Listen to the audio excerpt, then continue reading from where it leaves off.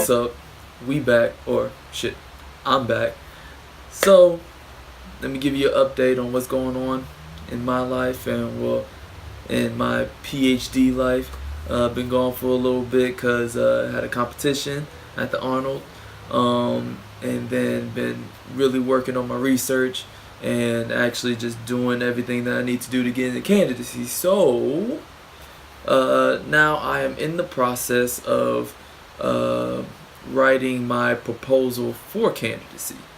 And I will, in my next video, I'll give you guys some tips, bring you guys along on what I'm doing and how I am going through the process of writing my PhD candidacy proposal.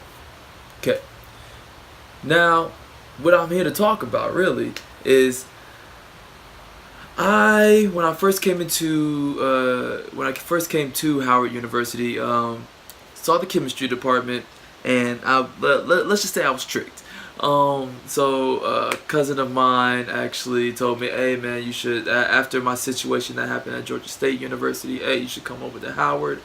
I mean, they're gonna appreciate you. You can get in, get out, you'll be good." So I was just like, you know what, I'm gonna apply. I haven't been to a HBCU, might as well give it a try. So I gave it a try, and it really didn't go the way I planned. So so the chemistry department was basically just deteriorating. Like there's black mold. There's the labs are outdated. My God, are the labs outdated? And they aren't really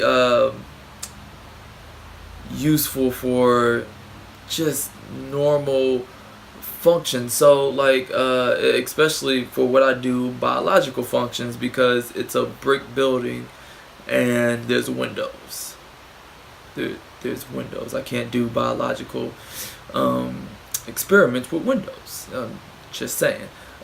So I, as an incoming or a new PhD student, I'm like, well, this is a HBCU. Many people before me have expressed themselves and stood up for what they believe in at this university, so why not me do the same, right? Wrong. So I took over the graduate school or the chemistry graduate association, and and I decided to figure out what's everybody's concerns, what's going on. Like let's figure out what's going on in the department, and maybe we can voice these concerns and get some change, right? So I did that, and I drafted a letter, or I drafted an email, sent it to the necessary people, and got a little pushback. You know what? Let me not lie. I got a lot of pushback. So, what happened was I got called to the chair's office, and then the graduate coordinator was there, and I kind of just got yelled at. He was like, "Well, you don't know our history. You don't know the history of this school, and you just got here, so you can't say nothing about this department," and yada yada. Yeah. So, I got a lot of pushback for that. And now I'm known as this troublemaker who's bringing up stuff that they want to suppress. So, basically, we all talked about the concerns with the hoods don't work. There's, like I said, black mold. There are, the labs are dirty. We don't have new materials. The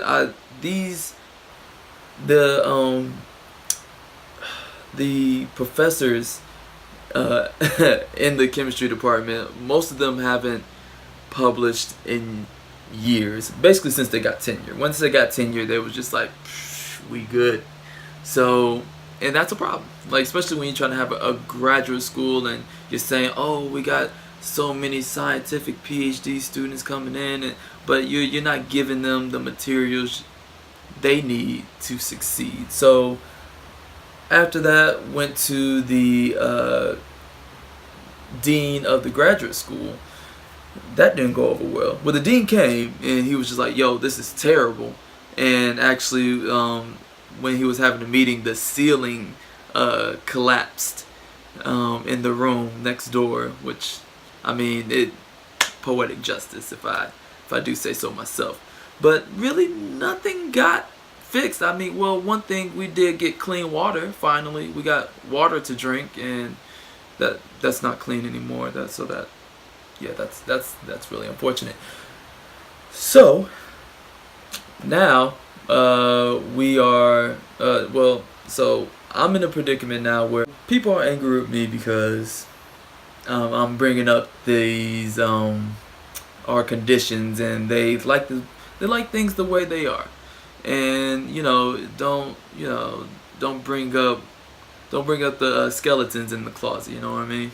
But I mean, I kind of had to. I mean, we're graduate students. We deserve to be we deserve the things that we need to succeed, and they weren't giving it to us. So now what do I do? I have to speak out, but with me speaking out, my name is on these things, and whenever you speak out about something, you have to be ready for the consequences, because those consequences could mean just you being in a really, really uncomfortable position. Now, for me, that means most professors in the department hated me. A lot of them didn't know who the hell I was, but they still hated me. So now I'm in a position where I needed to get into candidacy, and I have to pass these exams. And so now that I am taking my exams, I'm being failed on purpose, which is very unfortunate. My advisor was like, hey brother, you need to lay low until you get into candidacy, then you can speak out all you want, because they can't touch you after that. But for prime example, my analytical chemistry comprehensive exam. So for, as they say, you have to take the class, pass the class to pass the exam. So I took the class, passed the class easily, might I add. Now I took the exam, somehow failed with a less than 20%. You might be thinking, how, Sway? I'm gonna tell you, they failed me on purpose. And he basically, like, I went to the professor who graded the exam, and he was hesitant to give me the exam for me to review. Then because he had the exam, then he was like, "Oh well, you did good with the calculations, because there's no way you can defer calculations. You can't be like, oh well, that's wrong." I was like, well, shoot, did you do the calculation yourself? Because it's not. But they go to the short answer questions where you had to explain, and he was like, "Oh, but you got zeros here." So I took the exam, and I'm just like, "Sir, how are these zeros? What are you talking about?" I explained everything to a T. He was like, "Oh well, you didn't explain it. They were good answers, but they weren't great." I was like, "So they were right, just not right in your eyes." So basically, I got failed on purpose. And he was like, "Oh well, you need better graduate school answers for me to pass you."